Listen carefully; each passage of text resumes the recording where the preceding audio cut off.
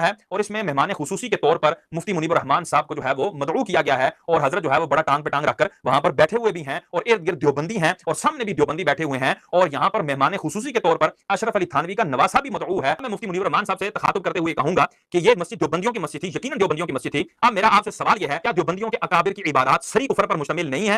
کیا دیوبندیوں کے اکابر ان عبارات کی وجہ سے کافر و مرتد نہیں ہیں؟ کیا دیوبندی ان اکابر کی عبارات کو جاننے کے باوجود یہ خود ان کے اوپر وہی حکم نہیں آتا جو حسام الحرمین میں حرمین طیبین کے علماء نے ان کے اوپر حکم لگایا؟ کیا یہ جو اشرف علی تھانوی کا نواسہ جو ہے آیا، اس کے اوپر وہ حکم حسام الحرمین کا نہیں آتا؟ اور کیا یہ مسجد بیت اللہ ہے یا مسجد زرار ہے؟ اور کیا یہ مسجد ایمان گاہ ہے یا کفر گاہ ہے؟ ان تمام باتوں کا جواب آپ نے 100% اعلیٰ حضرت کے فتاوی کی روشنی میں دینا ہے۔ اور اب یہ آپ کے سامنے ایک جو ہے وہ تصویر ظاہر ہو رہی ہے جس میں حنیف جلندری جو ہے یہ دیوبندی ہے، اس کے پیچھے جو ہے مفتی منیب الرحمان صاحب کھڑے ہیں اور نماز پڑھ رہے ہیں اور ایک بندہ چھوڑ کر ان کے ساتھ جو ہے وہ شیعہ بھی کھڑا ہے اور یہ حضرت دیوبندی مکتبہ فکر کے ایک شخص کے پیچھے نماز پڑھ رہے ہیں۔ اب میں منیب الرحمان صاحب سے کہوں گا، کیا حنیف جلندری کا دیوبندی ہونا آپ کے علم میں تھا یا نہیں تھا؟ اور اگر حنیف جلندری کا دیوبندی ہونا تو آپ کے علم میں تھا تو کیا آپ کے علم میں یہ بات تھی کہ دیوبندیوں کے اکابرین نے کفریہ عبارات لکھی ہیں اور صریح کفریہ عبارات لکھی ہیں، اور آپ کو جب یہ پتا تھا کہ ان کے اکابر نے یہ کفریہ عبارات کہی ہوئی ہیں اس کے باوجود آپ ان کے پیچھے نماز پڑھ رہے تھے اور اس نماز سے ابھی تک کوئی توبہ اور رجوع نہیں آیا؟ اور یہاں پر سیدی و سندی اعلیٰ حضرت کے فتوے کے مطابق دیکھا جائے تو فقط آپ پر خالی توبہ اور رجوع لازم نہیں ہے بلکہ تجدید ایمان بھی لازم ہے۔ اور یہاں پر سیدی و سندی اعلیٰ حضرت کے فتوے کے مطابق دیکھا جائے تو فقط آپ پر خالی توبہ اور رجوع لازم نہیں ہے بلکہ تجدید ایمان بھی لازم ہے۔ اور یہاں پر سیدی و سندی اعلیٰ حضرت کے فتوے کے مطابق دیکھا جائے تو فقط آپ پر خالی توبہ اور رجوع لازم نہیں ہے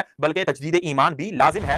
ایک طویل عرصے سے جس کے دستخط سے مفتیوں کو ڈگریاں ملتی رہیں، علماء کو سند جاری کرتا رہا جو شخص، آج اسی سے یہ پوچھ رہے ہیں یہ مفتی، یہ پیر، یہ علماء کہ حضرت آپ کے عقائد کیا ہیں، آپ کے نظریات کیا ہیں؟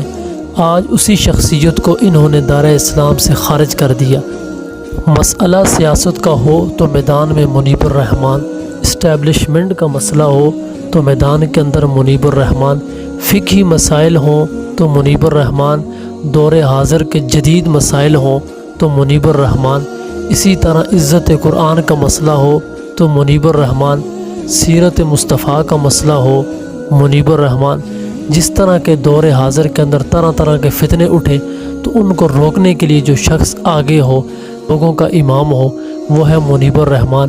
روحت حلال کمیٹی کا مسئلہ ہو تو منیب الرحمان، طرح طرح کے مسائل ہوں تو آگے منیب الرحمان۔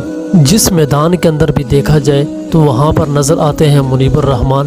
اگر اسلام کے اوپر کوئی انگلی اٹھاتا ہے، اس کی طرف کوئی میلی آنکھ سے دیکھتا ہے تو وہاں پر نظر آتے ہیں ہمیں آگے مفتی منیب الرحمان۔